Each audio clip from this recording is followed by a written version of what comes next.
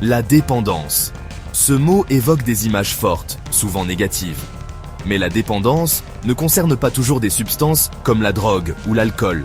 Elle peut prendre plusieurs formes. On peut être dépendant à des substances, oui, mais aussi aux technologies, comme les smartphones ou les jeux vidéo. Certaines dépendances sont comportementales, comme les jeux d'argent ou les achats compulsifs. Ces dépendances, bien que différentes dans leur objet, partagent un point commun.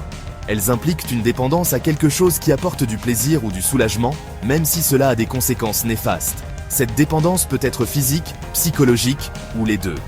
Elle peut entraîner une perte de contrôle, impactant nos relations, notre travail et notre santé. Comprendre la nature de la dépendance est la première étape pour y faire face. Qu'il s'agisse de l'euphorie d'une drogue ou du défilement sans fin des réseaux sociaux, reconnaître l'emprise qu'elle a sur nous est crucial. Cette prise de conscience nous permet de demander de l'aide et de commencer le chemin du rétablissement. Il est important de se rappeler que la dépendance n'est pas un signe de faiblesse. C'est une condition complexe qui nécessite compréhension et soutien. Le chemin vers la guérison peut être difficile, mais il est possible. Avec les bons outils et les bonnes stratégies, nous pouvons nous libérer de l'emprise de la dépendance. Le monde moderne, tout en offrant de nombreux progrès, a également créé un environnement propice à la dépendance. La connectivité constante, la pression de la réussite et la disponibilité de substances et de comportements addictifs contribuent tous à ce problème. L'ère numérique, en particulier, a inauguré de nouvelles formes de dépendance. Les réseaux sociaux, avec leurs notifications constantes et leurs flux soigneusement conçus, peuvent être très addictifs. L'attrait des likes et la peur de manquer quelque chose, ou FOMO, nous poussent à passer d'innombrables heures en ligne. Le rythme effréné de la vie moderne joue également un rôle. Le stress, l'anxiété et la pression de la performance constante peuvent conduire les individus à chercher du réconfort dans des comportements addictifs. Ces comportements offrent un soulagement temporaire, masquant des problèmes sous-jacents qui doivent être traités. Il est important de reconnaître ces influences modernes et de développer des stratégies pour les gérer de manière saine.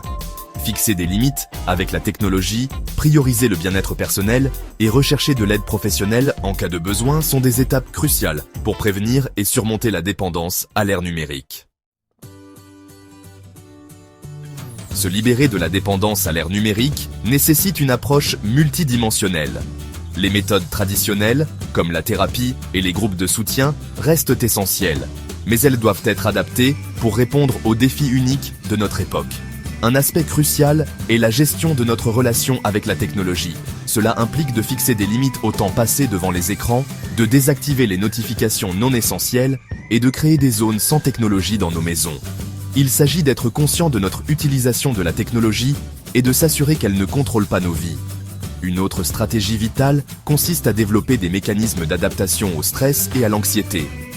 S'engager dans une activité physique, pratiquer la pleine conscience ou s'adonner à des passe-temps peuvent fournir des exutoires sains à ces émotions.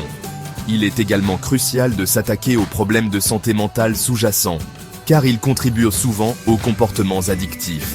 Il est important de se rappeler que le rétablissement n'est pas un processus linéaire. Il y aura des revers et des défis en cours de route. Mais à chaque pas en avant, à chaque défi surmonté, nous nous rapprochons de la reconquête de nos vies face à la dépendance. Le chemin vers la guérison est personnel et nécessite une approche sur mesure. Il n'y a pas de solution unique, et ce qui fonctionne pour une personne peut ne pas fonctionner pour une autre. La clé est de trouver les stratégies et les systèmes de soutien qui vous correspondent. Commencez par demander de l'aide professionnelle. Les thérapeutes et les conseillers peuvent en fournir des conseils, du soutien et des traitements fondés sur des données probantes pour s'attaquer aux causes profondes de la dépendance. Ils peuvent également vous aider à développer des mécanismes d'adaptation et des stratégies de prévention des rechutes. Se connecter avec d'autres personnes qui comprennent les défis de la dépendance est inestimable. Les groupes de soutien, en ligne et en personne, offrent un espace sûr et sans jugement pour partager des expériences, s'encourager mutuellement et apprendre les uns des autres. N'oubliez pas que la guérison est un marathon, pas un sprint. Soyez patient avec vous-même, célébrez vos progrès et n'ayez pas peur de demander de l'aide quand vous en avez besoin. Avec de la détermination, du soutien et de la confiance en vous, vous pouvez vous libérer de la dépendance et créer un avenir meilleur.